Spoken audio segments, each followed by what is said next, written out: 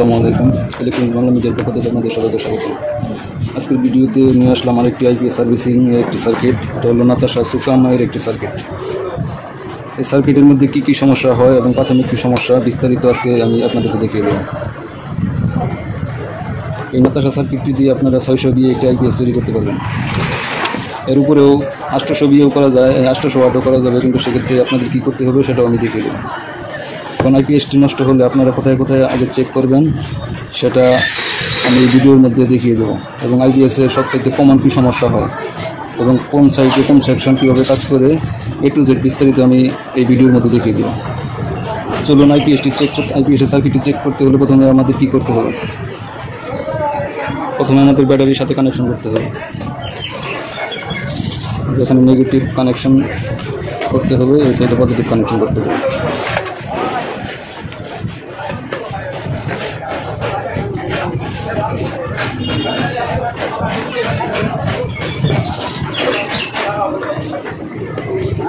এটি 12 ভোল্টের একটি সার্কিট। আমি 12 ভোল্ট ব্যাটারি দিয়ে চেক করবো। এটা 12 ভোল্ট ব্যাটারি নেগেটিভ, এটা 12 ভোল্ট ব্যাটারি পজিটিভ।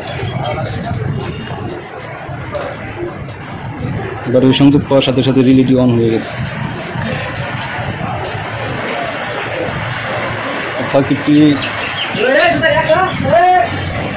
সার্কিটটি যখন আমাদের কাছে আসবে তখন অবশ্যই এটি নষ্ট অবস্থায় আসবে, এবং সার্কিটটি প্রথমে আমাদের ভালোভাবে চোখ দিয়ে দেখে নিতে হবে সার্কিটের কোথাও কোনো সমস্যা আছে কিনা, কোথাও পুড়ে গেছে কিনা। বেশিরভাগ এই সার্কিটের মুসপেটগুলো নষ্ট হয়ে যায়, চার্জিং সেকশনগুলো সমস্যা হয়।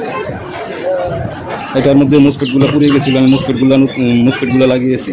দুই সাইডের মুসপেটগুলো লাগিয়েছি, মুসপেট লাগানো শেষ। এখন আমি সার্কিটের ভোল্টেজগুলো চেক করবো যে আমাদের মুসপেটের সুইচিং ভোল্টেজ চালু হয় কিনা। সুইচিং ভোল্টেজ চেক করবো এখন। এটা ব্যাটারি নেগেটিভ ধরলাম, মুসপেটের 1 নম্বর পিনের মধ্যে ভোল্টেজ সুইচিং ভোল্টেজ আসবে। দেখুন 3.5 ভোল্টের মতো ভোল্টেজ আছে, এই সাইডও 3.5 ভোল্টের মধ্যে ভোল্টেজ আছে। দুই সাইড একই রকম ভোল্টেজ থাকতে হবে। দুই সাইডে ভোল্টেজ যদি আপ ডাউন হয়, হয়তো মিলি ভোল্টেজ আপ ডাউন হতে পারে, এটা কোনো সমস্যা নাই। কিন্তু এর সাথে যদি বেশি ভোল্টেজ আপ ডাউন হয় সেক্ষেত্রে অবশ্যই সার্কিটের কোথাও সমস্যা আছে, সেটা খুঁজে বের করতে হবে এবং দুই সাইডে অ্যাকুরেট করতে হবে। আমাদের সুইচিং ভোল্টেজ চালু আছে। এটা হচ্ছে আইপিএসের সুইচ। আইপিএসের সুইচটি আমি শর্ট করে রেখেছি, যেহেতু সার্কিট আমি বাইরে নিয়ে আসছি ভালোভাবে চেক করার জন্য এবং আপনাদেরকে ভালোভাবে দেখানোর জন্য। যে সাইডে সার্কিটের সুইচ এটা আইপিএসের সুইচ অন অফ, সুইচটা আমি শর্ট করে রেখেছি। শর্ট করে রাখার কারণে এখানে যে আমার সুইচিং ভোল্টেজ চালু হয়ে গেছে। এইরকম ভোল্টেজ যদি মুসপেট সাইডে আপনারা পান তাহলে বলবেন যে মুসপেট সাইড ওকে আছে, মুসপেট সাইডে কোনো সমস্যা নেই। এখন এটার কারেন্ট দিয়ে দেখবো যে চার্জিং চালু হয় কিনা। কারেন্ট চেক করার জন্য, কারেন্ট দিয়ে সার্কিটে চেক করার জন্য এরকম একটি এসি কোড লাগবে। এসি কোডটি আমি কোথায় কানেকশন করব সেটাও দেখিয়ে দেব। দেখুন এখানে আমি সার্কিটের 1 2 3 4টা, 1 2 3 এই সাইডে 3টা, এই সাইডে 4টা, এই সাইডে 3টা, 4টা আর 3টা কানেক্টর আছে। তো কানেক্টরগুলোর মধ্যে কোন পিনের মধ্যে কি সংযোগ হবে সেটা আমি বিস্তারিত দেখিয়ে দেব। প্রথমে আমি এই সাইড থেকে শুরু করি।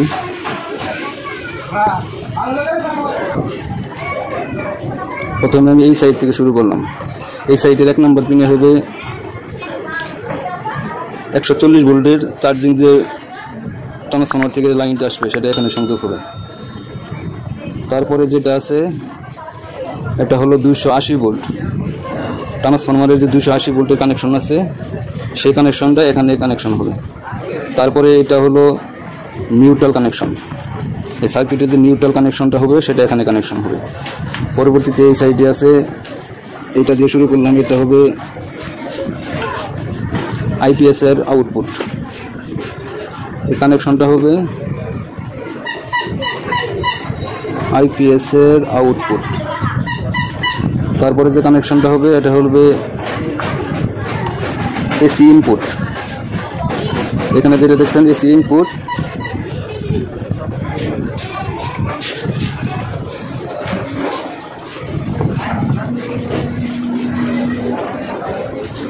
দেখুন আবারও ভালোভাবে আমি দেখিয়ে দিই। আসলে আজানের টাইম আজান হচ্ছে, তারপর ভিডিওটা যেহেতু শুরু করছি একটু শেষ করে দিই। এটা হলো 140 ভোল্ট চার্জিং কানেকশন, এটা হলো ট্রান্সফরমারের 280 ভোল্টের যে কানেকশনটা হবে সেটা এখানে। এটা হলো নিউট্রাল, এইটা আর এটা একই কানেকশন, নিউট্রাল। তারপরে এখানে আছে ফেজ ইনপুট, তারপরে আছে একটা আউটপুট, এটার মধ্যে কোনো কানেকশন নেই। এখানে আমাদের পিনে কানেকশন হচ্ছে 140 ভোল্ট 280 ভোল্ট, এখানে neutral, AC input, AC output, আমাদের কানেকশন শেষ। এখন আমি এটা চেক করার জন্য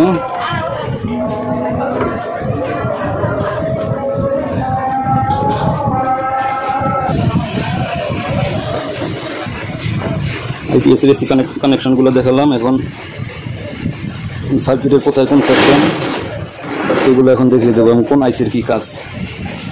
এই সাইডে একটি কানেক্টর দেখতে পাচ্ছেন, এখানে কুলিং ফ্যানের কানেকশন হবে।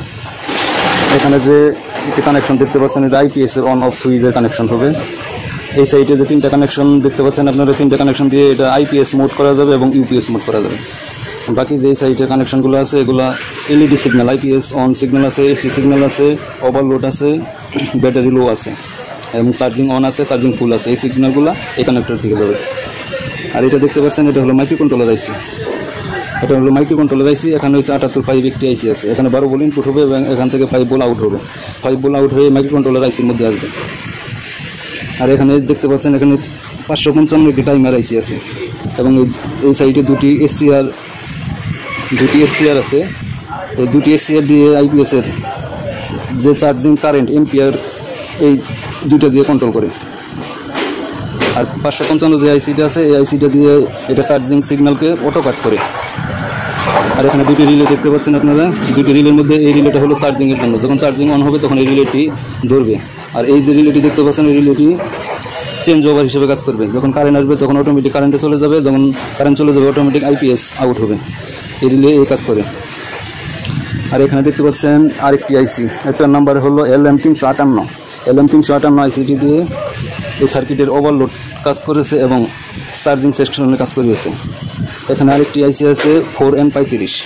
এই 4N35 আইসিটি দিয়ে IPS এর AC এবং DC সিগন্যাল চেক দেওয়ার জন্য এই আইসিটি ব্যবহার করেছে। আর এই সাইডে এগুলো তো মোসফেট বললাম, সুইচিং মোসফেট, দুই সাইডে সুইচিং মোসফেট আছে। এখন এই সার্কিটের তো কোথায় কীভাবে আমরা কোন সেকশনের সমস্যা হলে কোথায় কাজ করবেন, চার্জিং সেকশনের সমস্যা হলে এই টাইপগুলো চেক দিতে হবে, এই রিলেটা চেক দিতে হবে এবং চার্জিং ধরলো কিনা এই 555 আইসিটি চেক দিতে হবে, ওভারলোড হলে 358 এই আইসিটি চেক দিতে হবে। এখন এই সার্কিটটি আমি কারেন্ট দিয়ে দেখবো যে চার্জিং ধরে কিনা। সার্কিটটি বাইরে নিয়ে আসছি আসলে কাজের সুবিধার জন্য। দেখতে পাচ্ছেন এসি কোডটি আমি নিউট্রাল এবং ফেজের সাথে কানেক্ট করব। যেটা দিলাম নিউট্রাল কানেকশন,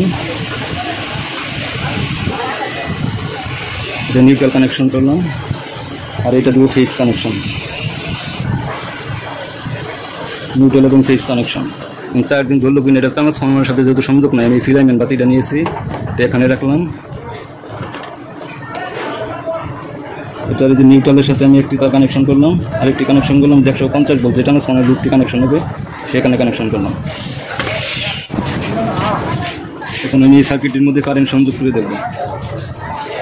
যেখানে আমি নিউট্রাল এবং একটি ফেজ লাগিয়েছি এবং চার্জিং ধরলো কিনা এটা দেখানোর জন্য এই ফিলামেন্ট বাতি লাগিয়েছি 60 ওয়াট। একটা নিউট্রালের সাথে সরাসরি দিয়েছি এবং আরেকটা ফেজ আমি চার্জিং যেটা ধরবো 140 ভোল্ট এখান থেকে আমি কানেকশন করেছি। এখন এটার মধ্যে এসি ইনপুট করে দেখবো যে আমাদের কারেন্টটি চার্জিং ধরে কিনা এবং আমাদের IPS এর সুইচিং ভোল্টেজটি অফ হয় কিনা। দেখুন আপনারা দেখতে পাচ্ছেন যে চার্জিংটি ধরেছে এবং আমাদের সুইচিং ভোল্টেজটি অফ হয়ে গেছে। মিটার মধ্যে দেখতে পাচ্ছেন কোনো সুইচিং ভোল্টেজ নাই। যখন আমি এসি কোডটি খুলে ফেলবো তখন সাথে সাথে IPS চালু হয়ে যাবে এবং আমাদের মোসফেটের মধ্যে সুইচিং ভোল্টেজটি চলে আসবে। আবার এসি কোড ইনপুট করলাম, এসি ইনপুট করার সাথে সাথে আমাদের সুইচিং ভোল্টেজটি বন্ধ হয়ে গেছে। এই ছিল সুকাম সার্কিটের বিস্তারিত। এই সার্কিট সম্বন্ধে যদি বুঝতে কোথাও কোনো সমস্যা হয় তাহলে অবশ্যই আমাকে কমেন্ট বক্সে জানাবেন। ধন্যবাদ সবাইকে ইলেকট্রনিক্স বাংলা মিডিয়ার পাশে থাকার জন্য।